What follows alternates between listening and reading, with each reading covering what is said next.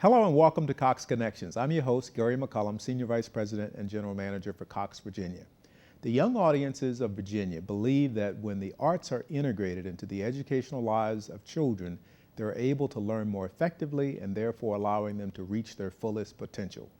Joining me now to talk about how their organization is enhancing learning among young people are Development Director Rebecca Scaccia and Executive Director Bill Griggs. Welcome to the show. Thank you very much.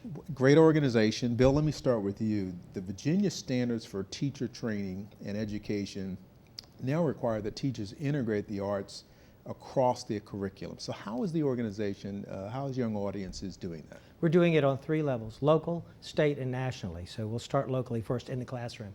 The first thing we do is we take professionally trained and paid artists who have been given topics that are correlated and integrated with the SOLs, and we bring them into the classroom in workshops or residencies or one-time appearances in order to enhance the curriculum interest of the school at that time. So everything is basically tailor-made for the school. So we are very careful about making sure that those SOL points are hit. Now, on the state level, we actually are the guest of the Virginia Department of Education and have been invited to work on the SOL standards in arts education for them across the state. And just 2 days ago, nationally, national young audiences, of which there are 30 chapters in the country, have been invited to the table with the National Arts Association Coalition for Arts Standards, which will actually prepare children and teachers for what they need in the 21st century in the classroom and to make them successful. So Rebecca, again, you guys are the leading arts and education programming entity within the state. So what are some of the programs and workshops that are actually being used? One I want to talk to you about is like our artist. He's a colonial American artist, musician, Stephen Kristoff. And he will go in and he actually uses colonial American music to talk to children about history, about how music, survives through the ages and how it can transcend through the ages.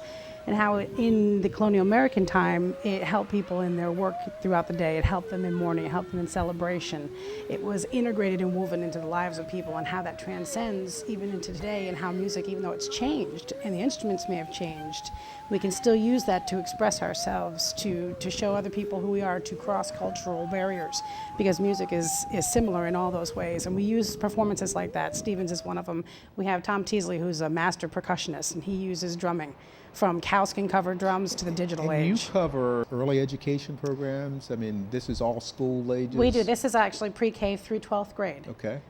We use arts activities to work with pre-K students in bringing phonics to life, helping them with comprehension, with word usage, with bringing together syllables, using music to bring together syllables. So you have the GR, gr, and the OWO to make grow. And children learn how to put those together and start comprehending and building their word vocabulary through those art-based activities. And I understand that there are actually art-centered after school residencies, and it's care. Yes, and those actually work together with our workforce readiness, which are our residencies that Bill mentioned. They can be 5 days, they can be 8 weeks long.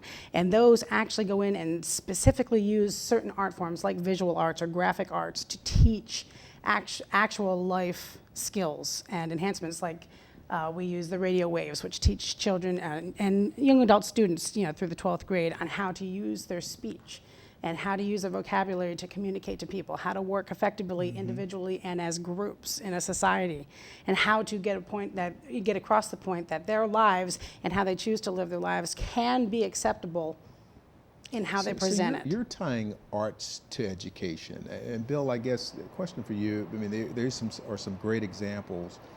Talk a little bit about how has the response been? Well, what are you seeing in the lives of some of these children? Okay, well, I'll give you some quick examples. One, they become quickly interested in what they're learning, and they're happy to learn. The common thing answer back to us is, it is now fun to read.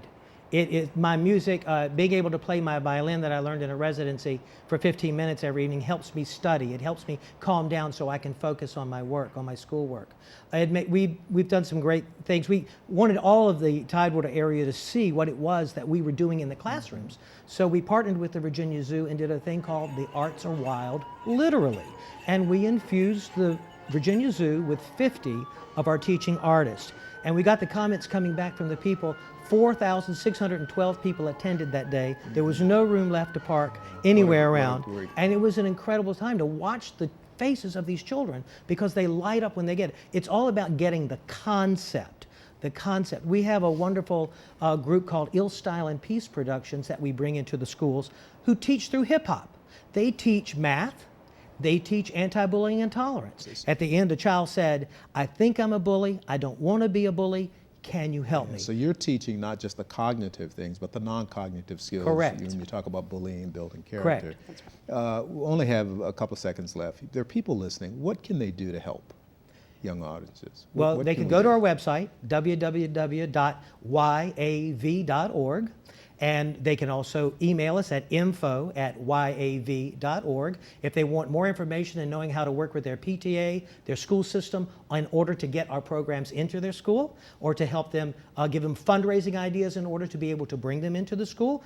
We do use professionally paid artists, so we're helping the economic status of the artist community. Well, listen, I want to thank both of you, Rebecca, Bill. Thank you for what you're doing to invest in our young people. You're doing a great job, and we wish you much success in the future.